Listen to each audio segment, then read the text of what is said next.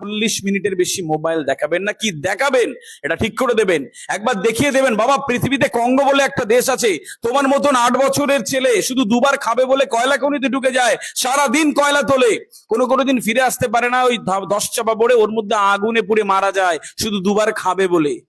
Feel করতে দিন না পৃথিবীটা। ওরা চিন্তাই করতে পারে না একটা ছেলে এত সুন্দরভাবে বড় হতে পারে পৃথিবীতে। ওর মতন বয়সের একটা ছেলে স্কুলে কাঁধে ব্যাগ নিয়ে যায়, 3বার খেতে পারে, বাবা মার সাথে এত সুন্দর হয়ে শুতে পারে, ওর ওর সব ভাবনায় আসে না এই পৃথিবী দেখার না। ওরা ব্লেস ফিল করে যে আমি এরপর থেকে আর নষ্ট করব না খাবার, চিন্তা করতে থাকে ও। ওকে কি দেখাবেন এটা ঠিক করে নেবেন।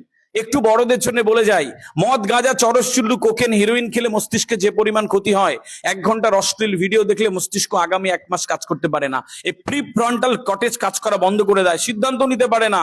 ও আস্তে আস্তে আস্তে আস্তে রুক্ষ একটা মানুষ হয়ে ওঠে। সন্তানকে 40 মিনিটের বেশি মোবাইল দেবেন না। রান্নাঘরে রান্না করছেন, জ্বালাতন করছে, মোবাইলটা দিয়ে বলছেন যা। ও 2.5 ঘন্টা মরার মতন বসে রয়েছে, নড়েও না চড়েও না, জল খায় না, কিচ্ছু করে না, আর ভাবছেন ও বিরাট বড় মানুষ হবে, জীবনেও হতে পারে না। প্লিজ 40 মিনিটের বেশি মোবাইল দেবেন না। আপনি বলবেন স্যার মঞ্চে কথা বলা হেভি সহজ, আমার ছেলেকে এসে দেখে যান। দেখেছি, হাজার হাজার বাবা মাকে দেখেছি, প্রথম দিন দেবেন না কাঁদবে, দ্বিতীয় দিন মোবাইল দেবেন না আরো বেশি কাঁদবে, তৃতীয় দিন দেবেন না আরো কাঁদবে, চতুর্থ দিন বুঝে যায় যে মা মোবাইল দেয় না, কাঁদলেই বুঝে যায়। বাচ্চাদেরকে যেরকম শেপ দেবেন ওই রকম শেপ আসে। প্লিজ আজকের পর থেকে যেটুক করছেন ওইটুক মনোযোগ দিয়ে করুন, দেখবেন আপনার সন্তান একদিন বিরাট বড় জায়গায় যাচ্ছে, আর আপনি গর্বিত সন্তানের বাবা মা হচ্ছেন। একজন বাবা মার কাছে তার সন্তানের সাফল্যের চেয়ে পৃথিবীর শ্রেষ্ঠ আনন্দ আর কিচ্ছু হতে পারে না, কিচ্ছু না। আমেরিকা যাবেন, থিয়েটার দেখবেন, কাশ্মীর যাবেন, যান না, দেখবেন সন্তানের সাফল্যের আনন্দের থেকে কোনো আনন্দ আর কিচ্ছু হতে পারে না। সেই সন্তানের জন্য প্লিজ একটু মেনটেন করবেন। 4 নম্বর একটা কাজ দিয়ে চাই, একটু সন্তানকে ধৈর্যশীল করবেন, একটু সন্তানকে ধৈর্যশীল মানুষ করে দেবেন। কিরকম বিষয় হচ্ছে যে, ধরো একটা খেলনা চাইলো বা একটা পেন্সিল বক্স চাইলো, যদি খুব এমার্জেন্সি না হয় একবেলা পরে দিন, একবেলা পরে দিন, বাবা এখন তো না কালকে নিও, বা সকালবেলা চেয়েছে বিকেল বেলা দিন। প্লিজ একটু অপেক্ষা করতে শেখান, ওর মধ্যে ধৈর্য আসুক। যা চাইলে হাতে গুজে দিচ্ছেন, হেভি ভালোবাসেন, একটু বড় হওয়ার পরে এসে বলে মা আইফোন দাও, একটু বড় হওয়ার পরে বাবা কি বলে, বাবা দাও কেটিএম বাইক দাও। যখন না দেবেন আপনি হবেন ওর সবচেয়ে বড় শত্রু, কারণ ছোটবেলায় যা চেয়েছে দিয়ে দিয়েছেন। এর সাথে একটা ছোট্ট কাজ করবেন মায়েরা বাবারা যারা রয়েছেন, বাবারা যারা না থাকে বাড়ি গিয়ে বলে দেবেন আপনার হাজবেন্ডের কানে কানে যে এটুকু করলে সন্তান ভালো মানুষ হতে পারে। মায়েরা কখনো কখনো আপনার 8-9 বছরের ছেলেকে ডেকে বলবেন যে বাবা তোমার বাবা কত কষ্ট করে জানো, আমি আর তুমি এখানে বসে কথা বলছি আর তোমার বাবা কোথায় কষ্ট করছে। এবার পুজোয় তোমার 2টো জামা বেশি দেবে বলে তোমার বাবার একটা জামা হয় না, পুরোনো আলমারি থেকে একটা জামা বের করে বলে আয়রন করে পরে নেবো। তোমার বাবার 1 জোড়া জুতো লাগতো জানো, তোমার টিউশন ফিস দেবে বলে এবার আর হবে না। জানাবেন ওকে। 3-4 দিন পরে আপনার কাছে ফিরে এসে বলে তাই মা বাবা এত কষ্ট করে আমাদের জন্য। ওর বাবাকে ভালোবাসতে ইচ্ছে করে, বাবার কথা শুনতে ইচ্ছে করে, ওর বাবার জন্য বড় হতে ইচ্ছে করে, ওর ভেতরে একটা জজবা তৈরি হয়ে যায়। কখনো কখনো বাবারা দায়িত্ব নেবেন, আপনার 8-9 বছরের ছেলেকে ডেকে বলবেন জানো তোমার মা কত কষ্ট করে, তুমি যখন বাড়ি থাকো না তোমার সবচেয়ে সুন্দর খাবার তুমি যেটা পছন্দ করো তোমার মা খায় না, বলে আমার এখান থেকে নামে কি করে, আমার সন্তান খায় না। আসলে একটু একটু পয়সা জমায় তোমাকে ভালো স্কুল কলেজ ইউনিভার্সিটিতে পড়াবে বলে, তোমার সেবার শরীর খারাপ হয়েছিল, তোমার মা সারা রাত জেগেছিল, প্রার্থনায় বসেছিল। ও 4-5 দিন পরে গুনগুন করে বাবার কাছে গিয়ে বলে তাই বাবা মা এত কষ্ট করে, ওর মাকে ভালোবাসতে ইচ্ছে করে, ওর মায়ের কথা শুনতে ইচ্ছে করে, ওর মায়ের জন্য কিছু হতে ইচ্ছে করে, একটু জানিয়ে দেবেন।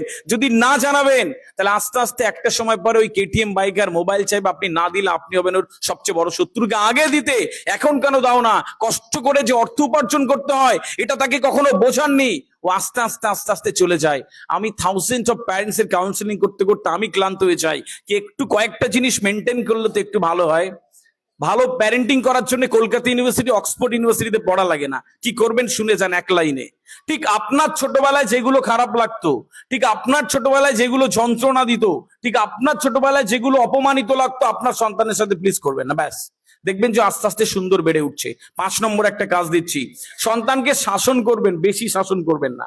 অত্যধিক শাসন করা সন্তানরা আপনার সামনে বাধ্য থাকে, কিন্তু আপনাকে বিরাট ভাবে অপছন্দ করা শুরু করে। সন্তানের থেকে বাবা মার দূরত্ব তৈরি হয়ে যায়। একজন বিরাট পুলিশ অফিসার ডিএসপি আমার অফিসে এসে বলছে স্যার কথা বলবো, বললাম বলুন। তো প্রথম কোন পুলিশ অফিসারকে কাঁদতে দেখেছিলাম, চোখে জল, কি হলো?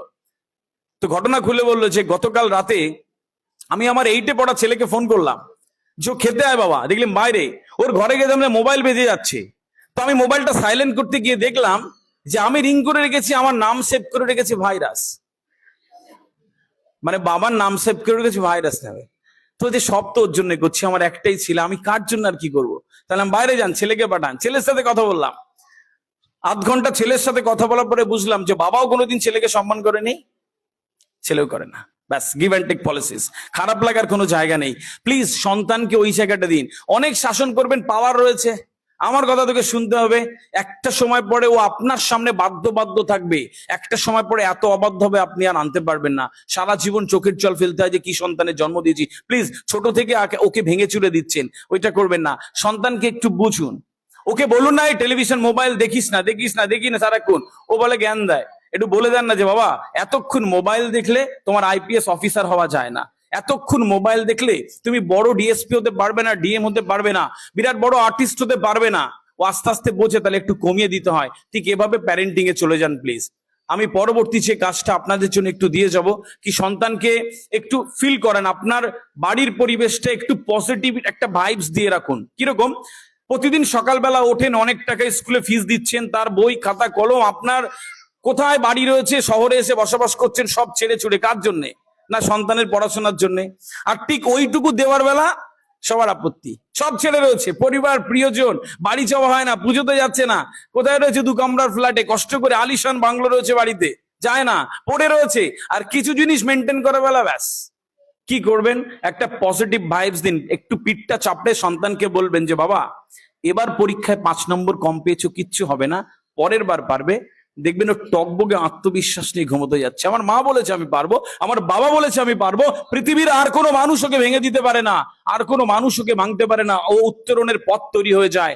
আর আপনি খাওয়ার টেবিলে বকে বকে এটা ওটা তুলনা করে শুতে গেলেন, আর দুজন গল্প করছেন যে ছেলেরে বিরাট বড় অফিসার বানাবো, জীবনও হবে না। ও ভেবে শুতে যায়, ও ঘুমাতে যায় এটা ভেবে আমি কিচ্ছু পারি না, আমার দ্বারা কিছু হয় না। ওর মধ্যে কিরকম একটা আত্মবিশ্বাসহীনতা আসে, এটা আপনি খালি চোখে বুঝতে পারবেন না। প্লিজ, আমি লাস্ট একটা আপনাদের সাইকোলজি বলেছে, এই মুহূর্তে সন্তান মানুষ করার যারা টিচাররা রয়েছেন তাদের শিক্ষার্থীদেরকে সফল করার প্রধান অস্ত্র বলে যাই, ঠিক এটুক করবেন। এই মুহূর্তে এডুকেশনিস্টরা বলে, সাইকোলজি বলে, একজন ছোট্ট শিক্ষার্থীকে বা সন্তানকে মানুষ করার প্রধান অস্ত্র হলো তার পর্যাপ্ত প্রশংসা। প্লিজ, আমি বেশিও বলিনি কমও বলিনি, পর্যাপ্ত প্রশংসা এটুক করবেন, দেখবেন যে আস্তে আস্তে ধীরে ধীরে সুন্দর হয়ে যাচ্ছে। আপনার যেই অসমাপ্ত বাসনা আপনার সন্তানের উপরে চাপাবেন না প্লিজ। আপনি ডাক্তার হতে পারেননি, আপনার সন্তানের ডাক্তার হতে হবে, ও রক্ত দেখলে ভয় পায়, ও কি করে হবে? ওর বাসে উঠলে বমি পায়, বলেন যা ট্রাভেল ব্লগার হ, সম্ভব নয় ওর দ্বারা। ও যেটা পারে ওকে বেড়ে উঠতে দিন প্লিজ, আপনি ওকে ওর মতন করে বেড়ে উঠতে দিন। আপনি নজর রাখুন, কিন্তু সেটা কখনো যেন লিমিট না ক্রস করে, তাহলে একটা সময় পরে আপনার নামটাও ভাইরাস নামে লেখা হয়ে যেতে পারে। কখনো এরকম না হোক।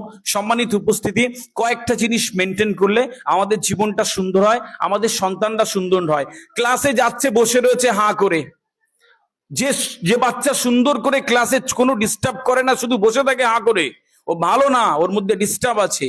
এখনকার বাচ্চারা দুষ্টামি করবে, এখনকার বাচ্চারা চিৎকার চেঁচামেচি কথা বলবে, এদিক ওদিক তাকাবে।